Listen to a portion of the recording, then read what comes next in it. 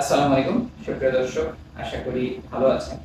আজকে আমি ক্যান্সার চিকিৎসার জরুরি অবস্থা নিয়ে আলোচনা করব। আজকে দ্বিতীয় পর্বে আমি যে বিষয়টি নিয়ে আলোচনা করব সেটি হচ্ছে স্পাইনাল কর্ড কম্প্রেশন। ক্যান্সার রোগীর চিকিৎসার একটি জরুরি অবস্থা হচ্ছে স্পাইনাল কর্ড কম্প্রেশন। আসুন আমরা জেনে নিই স্পাইনাল কর্ড কম্প্রেশন কি এবং স্পাইনাল কর্ড কম্প্রেশন হলে আমরা কিভাবে বুঝবো এবং এটা সম্পর্কে করণীয় সম্পর্কে। স্পাইনাল কর্ড হচ্ছে আমাদের শরীরে ব্রেইন থেকে উদ্গত একটি স্নায়ু রজ্জু, যেটা আমাদের ভার্টিব্রাল কলাম এর মধ্য দিয়ে একদম পিছনের পিঠের নিচ পর্যন্ত চলে গেছে। তো স্পাইনাল কর্ডের মাধ্যমে আমাদের শরীরের উপর থেকে নিচের অংশ, বডির উপর থেকে নিচের অংশ স্নায়ুগুলো স্পাইনাল ফোরামিনা দিয়ে বিভিন্ন অঙ্গ এবং বডির বিভিন্ন অংশে ছড়িয়ে গেছে।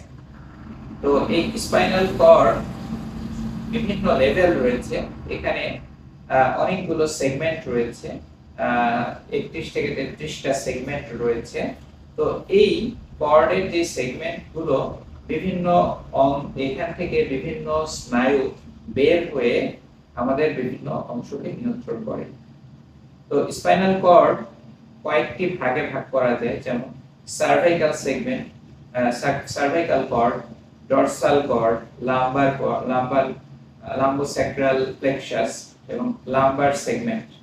তো এই যে সেগমেন্ট গুলো রয়েছে বিভিন্ন জায়গায়, যদি আমাদের বোন মেটস যদি হয়, যদি কারো ক্যান্সার মেরুদণ্ডের হাড়ের মধ্যে ছড়িয়ে থাকে, সেখান থেকে স্পাইনাল কর্ড কম্প্রেশন হতে পারে।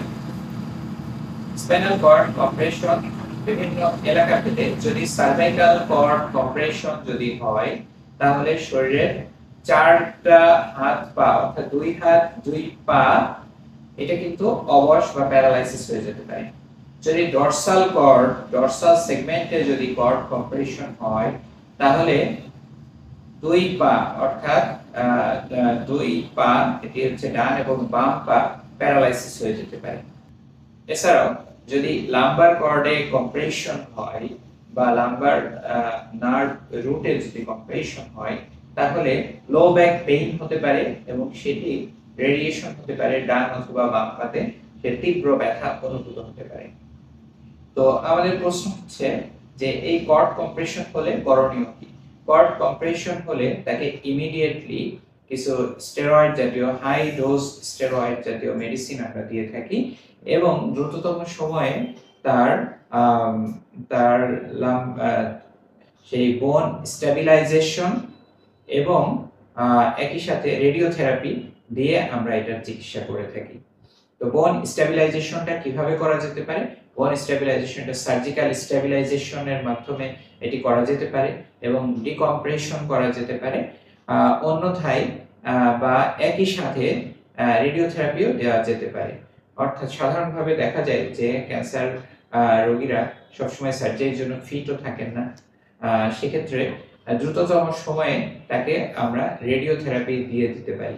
তো রেডিওথেরাপির মাধ্যমে হয়তোবা যদি 24 আওয়ার্সের মধ্যে যদি তার কমপ্লিট উইকনেস ডেভেলপ না করে, তাহলে ইন দ্য মিন টাইম আমরা সেই মৃতপ্রায় কোষগুলোকে আমরা রেডিওথেরাপি দেওয়ার মাধ্যমে আমরা ডিকম্প্রেশন করে আমরা তার বাঁচাতে পারি। তো প্রিয় দর্শক, সেই নার্ভগুলোকে আমরা যদি বাঁচাতে না পারি, তাহলে এটি পার্মানেন্ট প্যারালাইসিস ডেভেলপ করতে পারে বা পার্মানেন্ট প্যারাপ্লেজিয়া ডেভেলপ করতে পারে, অর্থাৎ 2 পা অবশ হয়ে যেতে পারে অথবা 4 হাত পাই অবশ বা প্যারালাইসিস হয়ে যেতে পারে। তো প্রিয় দর্শক, আমরা স্পাইনাল কর্ড কম্প্রেশন সম্পর্কে জানলাম। এ বিষয়ে আপনাদের যদি কোনো প্রশ্ন থাকে বা মতামত থাকে, আপনারা অবশ্যই কমেন্ট করে কমেন্ট বক্সে জানাবেন। আমি পরবর্তী পর্বে আরো নতুন নতুন ক্যান্সার চিকিৎসার জরুরি অবস্থা নিয়ে আলোচনা করব। সেই পর্ব দেখার আমন্ত্রণ জানিয়ে আপনাদেরকে আজকের মতো এখানেই বিদায় নিচ্ছি। আসসালামু আলাইকুম।